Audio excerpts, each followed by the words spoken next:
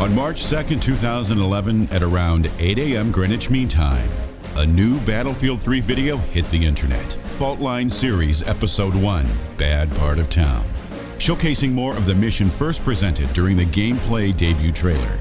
Now we know that the mission takes place somewhere along the Iranian-Iraqi border in the year 2014. The background story is that coalition forces led by U.S. Marines are there as part of a peacekeeping operation. We get a better look at what was first shown in the gameplay debut trailer. The Marines disembarking the LAV-25 amphibious light armored vehicle. The Humvees and LAV-25, which we first saw in the debut trailer, can now be seen from even closer, and we can see that the Humvees are equipped with turret-mounted MK-19 belt-fed grenade launchers. We can also see a little bird flying overhead at low altitude. Looking at the game's heads-up display, we also know that the events take place at 1300 Zulu time, near the Iranian border.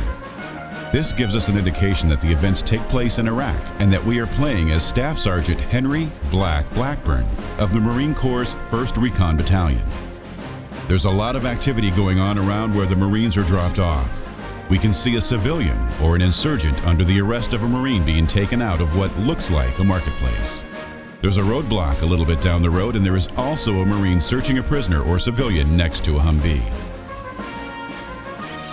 We also get a taste of DICE's clever censorship, censoring the F word with a cleverly timed car horn. You ever ask yourself how this part of the world gets so hooked up all the time? I just work here, Dave. The video then cuts to the briefing scene. We find out that some Marines were investigating a lead about a possible chemical weapons stash at Grid 8-0, as the officer puts it, pointing at the map. He explains that your element is the only one available. We also find out that one of the Marines you are looking for is called Jackson, and his last known position is a meat market. Once again, DICE cleverly censors the F word used in the sentence with the sound of a helicopter flying overhead. Jackson's last known position was Spin's a meat market, and they're in a bad part of town. The video again cuts, and now you and the Marines are inside a household, or in the kitchen of a restaurant, moving into a back alley. At the end of the alley, we can see a dog behind a fence. This is an interesting sight, as no Battlefield game has ever had any dogs. They move through an abandoned building. Judging by the furnishing, it's some kind of mess hall. We get a better look at the lighting effects. Meanwhile, a small tremor takes place, and one of the Marines thinks it's fellow Marines blowing up ammo dumps nearby.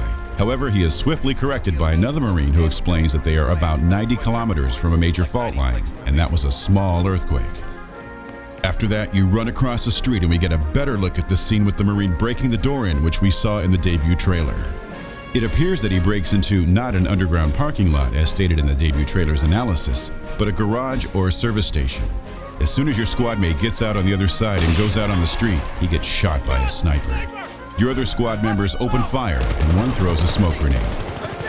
The HUD gives off that this is PC footage, as we can clearly see the W, A, S, and D keys, the keys which are often used for movement in FPS games, with the interface prompting you to press the S key to drag your comrade into safety.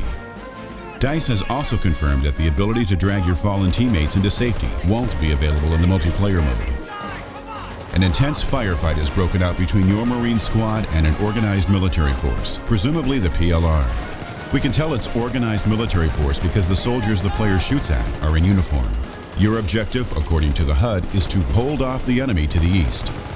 To be noted is the fact that the view through the Trijicon ACOG is fairly realistic, though the player's view is somewhat farther away from the scope than it would be in reality. We also see the classic hit marker when the player shoots an enemy. The reloading animation is also fairly realistic. However, the player does not use the bolt catch, but pulls the charging handle. As extra info, you will be able to select firing modes between single shot, burst fire, and full auto. You can see the selected firing mode on the HUD next to the ammo counter in the form of a dot and chevrons laid out horizontally. After the firefight, someone asks for a situation report, also known as a sitrep. Give me a sitrep! I'm up! I'm fucked up, but I'm up! Ignoring the main picture for a while, we can admire the urban landscape, beautifully rendered by the Frostbite 2.0 game engine. Wonderful lighting and a very detailed environment. Obviously, the game developers and designers have paid a lot of attention to it, the buildings even having satellite TV dishes on top, a common sight in the Middle East. And even the parked cars look so good they would be worthy to be used in a driving game. However, it is not excluded that the player will be able to drive a vehicle sometime during the game, as the Battlefield franchise is well known for its vehicle gameplay. Returning to the action, we can hear a fellow Marine calling out an enemy soldier's position. Enemy soldier that soon after that fires an RPG round at the player.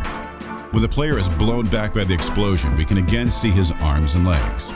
This is something new for the Battlefield franchise, as it has been stated in the previous trailer's analysis, and maybe you'll be able to see your own character's limbs in multiplayer too. At the end, we are informed that the next trailer, continuing the Fault Line series of trailers, comes out on March 16th, after which we are prompted that we can get the limited edition containing the Back to Karkand expansion for no extra charge by pre-ordering. Now, we also know, thanks to Battlefield's community manager, that the 4 Battlefield 2 maps that will be remade for Battlefield 3, included in the Back to Karkand expansion, will be Strike at Karkand, Sharkey Peninsula, Gulf of Oman, and Wake Island. That's it for this Battlefield 3 analysis. We'll see you back on March 16th for the next episode.